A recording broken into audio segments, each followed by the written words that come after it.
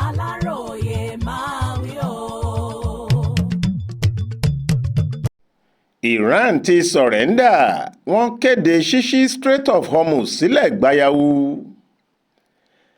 Ìyàlẹ́nu gbáà ló jẹ́ fún ọ̀pọ̀ èèyàn nígbà tí wọ́n gbọ́ ìkéde pàtàkì kan tí alàgbà Donald Trump, ààrẹ orílẹ̀-èdè United States of America USA, ṣe lójú òpó ayélujára rẹ̀ láfẹ̀mọ́jú ọjọ́ àbámẹ́ta sátidé ọjọ́ 18 oṣù kẹta ọdún 2026 tá a wà yìí pé Iran ti kéde báyìí pé àwọn ti ṣí ojú ọ̀nà orí omi Strait of Hormuz sílẹ̀ gbayawu ó sì ti di lílò fáwọn tó fẹ́ gba ibẹ̀ kọjá kí wọ́n máa tọ̀ bí wọ́n ṣe fẹ́.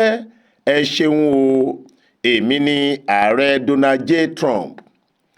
Ìwọ̀nba èèyàn ló lè retí ẹ̀, ọ̀tọ̀ ni nǹkan táwọn míín ń retí. Inú ìbẹ̀rù ni ọ̀pọ̀ èèyàn sì wà, ìbẹ̀rù oríṣiríṣi sì nìbẹ̀rù ọ̀hún. Àwọn tó mọ orílẹ̀-èdè Iran àti ìtàn àtẹ̀yìnwá wọn ti sọ pé ẹ mú ẹ kì í ẹran bí òrẹ̀ kọ́ o. Wọ́n ní Iran kọjá ẹni tí Amẹ́ríkà tàbí orílẹ̀-èdè àgbáyé kan lè pàṣẹ fún bẹ́ẹ̀ kí wọ́n sì máa gbọ̀n jìnnìjìnnì. Wọ́n ní kódà ọ̀rọ̀ à ń jagun kò bà wọ́n lẹ́rù nítorí ìran ẹ̀ṣọ́ Ìkòyí ti wà níbí ni wọ́n. Ogun àjà ìwẹ̀yìn àti ogun ojoojúmọ́ ti di ìran wọn, kò jọ wọ́n lójú.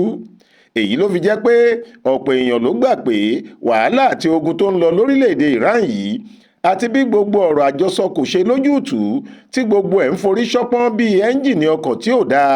Wọ́n ní Iran kò ní gbà, bí Amẹ́ríkà sì pa wọ́n pẹ́lẹ́bẹ́ wọn ò ní gbà náà ni. Gbogbo nǹkan lè yí padà, àmọ́ báyìí ni wọ́n ti ṣe nǹkan mi kì í yí padà bí Yorùbá ti máa ń sọ. Èyí lọ́kàn ọ̀pọ̀ èèyàn fi kó sókè nígbà tí Iran sáré lọ tilẹ̀kùn ojú omi náà pa gbàrà tí ogun Israel àti Amẹ́ríkà lòdì sí wọn ti bẹ̀rẹ̀, tí wọ́n sì takú, tí wọ́n kọtí ọ̀gbọ́n sí gbogbo ẹ̀bẹ̀ àti gbèdéke tí Amẹ́ríkà ń fún wọn láti ṣí. Ohun tí àwọn míì ń sọ ni pé agídí Iran lórí títilẹ̀kùn Strait of Hormuz yìí kì í ṣe ojú lásán. Bí kò bá ní nǹkan tí afọ́jú fẹsẹ̀ tẹ̀ mọ́lẹ̀, kò lè déédé sọ fún ẹnìkan pé tó o bá jù kò mọ́ mi màá ju tèmi o. Bí afọ́jú náà kò bá fẹsẹ̀ tẹ òkò mọ́lẹ̀, á jẹ́ pé òkò ń bẹ lọ́wọ́ tàbí lápò ẹ̀ ni. Àti pé ìròmí tó ń jó onílù rẹ̀ wà lábẹ́ omi. Wọ́n ní àwọn orílẹ̀-èdè àgbáyé kan táwọn náà lágbára bí Amẹ́ríkà tàbí kó súnmọ́ ó sì lè jù ú. Wọ́n láwọn eléyìí ni wọ́n ń fọwọ́ pa Iran lẹ́yìn ọrùn pé kó má ṣe dá Amẹ́ríkà lóhùn. Àwọn wà lẹ́yìn ẹ̀ bíi ké, kò kàn tí ì tó àsìkò táwọn máa dá sí i ni. Àmọ́ gbogbo bó ṣe ń lọ làwọn ń wò, àwọn yóò sì gbé ìgbésẹ̀ tako Amẹ́ríkà tó bá ti yá. Wọ́n ní lára àwọn orílẹ̀-èdè tí wọn ò gba ti Amẹ́ríkà bẹ́ẹ̀ ni China àti UK, ìyẹn United Kingdom, tí wọ́n ti fìgbà kan kó Amẹ́ríkà lẹ́rú rí láyé ọjọ́ òun. Tàwa ni kò ní bẹ̀rù bí ogun wẹ́rẹ́wẹ́rẹ́ yìí bá lọ ṣe bẹ́ẹ̀ di èyí tí China, UK, Iran, Amẹ́ríkà àti Israel, ká má ti sọ ti àwọn míì tí wọn kò tí ì yọjú àmọ́ tí wọ́n lè yọjú tó bá yá, wá wàá kò láàrin ara wọn. Ǹjẹ́ ogun àgbáyé kẹta kò ti ṣẹlẹ̀ bí? Ká ti bi pẹlẹbẹ mú ọ̀lẹ̀ jẹ, ogun náà kò tí ì di ogun àgbáyé. Israel àti Amẹ́ríkà ni wọ́n sì ń bá Iran jà tí Iran fi sọ kọ́kọ́rọ́ Strait of Hormuz sápò, tí wọ́n láwọn kò ní ṣílẹ̀kùn ojú omi táwọn olókoòwò epo rọ̀bì àtàwọn tó ń gbé afẹ́fẹ́ gáàsì àti fataláísà àti gbogbo ayé ń lò kọjá. Kíá ni epo bẹntiróòlù ti gbówó lórí kárí ayé. Dísù náà ní kí ló ṣubú tẹ òun, gáàsì ní kí wọ́n máa nìṣó, òun ń tẹ̀lé wọn. Bẹ́ẹ̀ ni gbogbo nǹkan bẹ̀rẹ̀ sí wọ́n wó. Àwọn orílẹ̀-èdè tí kò sì ní kìmí púpọ̀ bíi Nàìjíríà àtàwọn tó tún kéré sí wa ti ń lálàsí lábẹ́ ìnira nígbà tí epo bẹntiróòlù tó ti wà ní nǹkan bíi $700 naira sí $1000 naira fún jálá kan, ìyẹn lítà kan, fò fẹ̀rẹ̀ bí eré tó sì di ìlọ́po méjì $1400 fún lítà kan tàbí jù bẹ́ẹ̀ lọ láwọn ìpínlẹ̀ tó jìnnà sí Èkó. Wàhálà wo ló tún fẹ́ ṣẹlẹ̀ ju ìyẹn lọ? Bẹ́ẹ̀ làwọn tó mọ ìtumọ̀ ohun tó ṣẹlẹ̀ yìí kò yéé ṣèkìlọ̀ pé bí ọ̀nà Hormuz yìí bá fi wà ní títìpa fún àkókò tó gùn, kí kálukú lọ máa tọ́jú $2000 $2000 pamọ́ ni o, tí ó fi ra lítà epo kan. èyí tó ìbẹ̀rù, kódà ó ju ìbẹ̀rù lọ. Bọ́mọdé bá débi ẹ̀rù, ẹ̀rù gbọ́dọ̀ bà á. Bẹ́ẹ̀ sì rèé, Amẹ́ríkà ní òun kò ní gbà láàbọ̀ lọ́wọ́ Iran àfi tí wọ́n bá ṣí ojú omi Hormuz sílẹ̀ gbayawu káwọn ọkọ̀ agbépo ráàyè rìn bí wọ́n ṣe fẹ́, àti pé àwọn ìyẹn Amẹ́ríkà, àwọn náà fẹ́ máa mọ bí owó ṣe ń wọlé lórí omi yìí, àwọn sì fẹ́ ní ìpín tàwọn níbẹ̀. Wọ́n láwọn jọ máa pín owó tí wọ́n ń pa níbẹ̀ ni.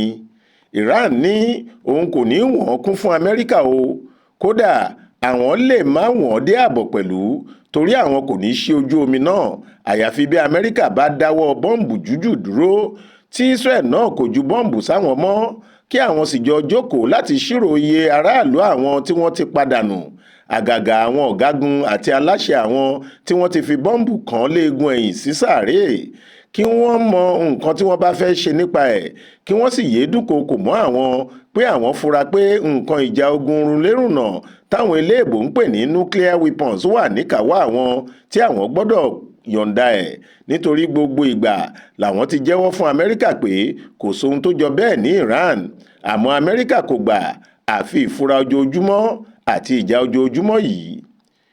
Ìwọ ò gbà, èmi ò gbà, tí olóyè Ebenezer Obey fi kọrin jùjú nígbà kan pé ó ń fa akitiyan yìí ló padà fa yánpọnyánrin ní Iran. Amẹ́ríkà ní tọ́rọ̀ bá rí bẹ́ẹ̀, pátápátá là á fọ́jú, kùmbọ̀kùmbọ̀ là á dẹ́tẹ̀, ojú àfọ̀ọ̀fọ̀ tán, ìjà ní í dá sílẹ̀. Wọ́n láwọn yóò kúkú bá Iran tilẹ̀kùn Strait of Hormuz yìí pa dáadáa, torí àwọn fura pé ilẹ̀kùn apá kan ni Iran tì tẹ́lẹ̀. Wọ́n sì ń dọ́gbọ́n ṣí apá kejì sílẹ̀ fáwọn kọ́sítọ́mà tí wọ́n bá yọ́nú sí, táwọn yẹn ń ráàyè gbé epo rọ̀bì àti gáàsì kọjá. Trump ní àwọn á bá wọn tì í pa pinpin dáadáa. Ìgbà yẹn ni Iran yóò tó mọ̀ pé ẹyẹlé ló ti ń bá wọn tàn tẹ́lẹ̀, ẹyẹlé kò sì fi bẹ́ẹ̀ mọ ilẹ̀ tàn, adìyẹ ni yóò wá bá wọn tanlẹ̀ báyìí. Wọ́n á lè mọ̀ pé pátákó kì í ṣẹgbẹ́ páálí.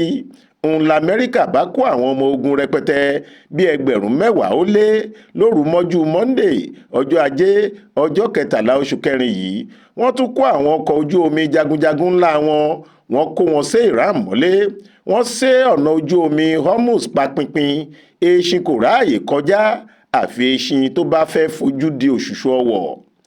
Níjẹta òde yìí, ìyẹn ọjọ́ 16 oṣù kẹrin, ni Amẹ́ríkà tún fi ìkéde léde pé àwọn sì fura o, àwọn ti fìdí ẹ̀ múlẹ̀ pé àwọn olókoòwò epo ilẹ̀ Iran kan bíi Mohammad Hossein Shamkhani àti alàgbà Saeed Naimeh Baradin Mousavi àtàwọn mọ̀lẹ́bí wọn gbogbo sì rí ọ̀nà ojú omi àárín ìlú Iran lò láti ta epo fáwọn kọ́sítọ́mà àwọn gbogbo, tí wọ́n sì ń rọ́ owó gọbọi sápò. Òun ni akọ̀wé akápò ilẹ̀ Amẹ́ríkà, ìyẹn US Treasury Secretary ọ̀gbẹ́ni Scott Bessent bá tún kéde pé kò sóhun tó jọ àwọn ò lè gbà kí èyí wáyé. Wọ́n ní Amẹ́ríkà fòfin de ẹnikẹ́ni láti ilẹ̀ Iran láti ta epo rọ̀bì fún kọ́sítọ́mà èyíkéyìí.